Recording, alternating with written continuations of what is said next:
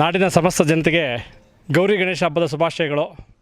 ಎಲ್ಲರೂ ಪ್ರಕೃತಿಯನ್ನು ಉಳಿಸ್ಬೇಕು. ನಾವು ಪ್ರಕೃತಿ ಉಳಿಸೋ ನಿಟ್ಟಿನಲ್ಲಿ POP ಗಣೇಶ ಇವೆಲ್ಲ ಯೂಸ್ ಮಾಡೋದು ಬಿಟ್ಟು ಮಣ್ಣಿನ ಗಣಪತಿನ ಯೂಸ್ ಮಾಡೋಣ, ಪ್ರಕೃತಿನ ಉಳಿಸೋಣ. ಎಲ್ಲರಿಗೂ ಗಣೇಶ ಹಬ್ಬ ಎಲ್ಲರಿಗೂ ಒಳ್ಳೇದು ಮಾಡಿ, ವಿಘ್ನ ವಿನಾಶಕ ಎಲ್ಲರ ಬಾಳಲ್ಲಿ ಒಳ್ಳೇದು ಮಾಡಲಿ, ಮಳೆ ಬೆಳೆ ಚೆನ್ನಾಗಾಗಲಿ. ನಾಡಿನ ಜನತೆಗೆ ಮತ್ತೊಮ್ಮೆ ಗೌರಿ ಮತ್ತು ಗಣೇಶ ಹಬ್ಬದ ಶುಭಾಶಯಗಳು. ಎಲ್ಲರಿಗೂ ಗೌರಿ ಗಣೇಶ ಹಬ್ಬದ ಆರ್ಥಿಕ ಶುಭಾಶಯಗಳು. ದಯವಿಟ್ಟು ಎಲ್ಲರೂ ಆದಷ್ಟು ಮಣ್ಣಿನ ಗಣೇಶನ ಉಪಯೋಗಿಸಿ. ನಮ್ಮ ಮನೆಯಲ್ಲೂ ಮಣ್ಣಿನ ಗಣೇಶನ ಇಡ್ತೀವಿ, ನಿಮ್ಮ ಮನೆಯಲ್ಲೂ ಗೌರಿ ಗಣೇಶ ಹಬ್ಬದ ಶುಭಾಶಯಗಳು. ರಾಜ್ಯದ ಸಮಸ್ತ ಜನತೆಗೆ ಗೌರಿ ಗಣೇಶ ಹಬ್ಬದ ಶುಭಾಶಯಗಳು.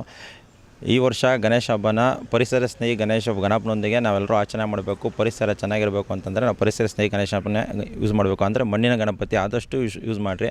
ಇದರಿಂದ ನಮಗೂ ಒಳ್ಳೆಯದು, ಪರಿಸರಕ್ಕೂ ಒಳ್ಳೆಯದು.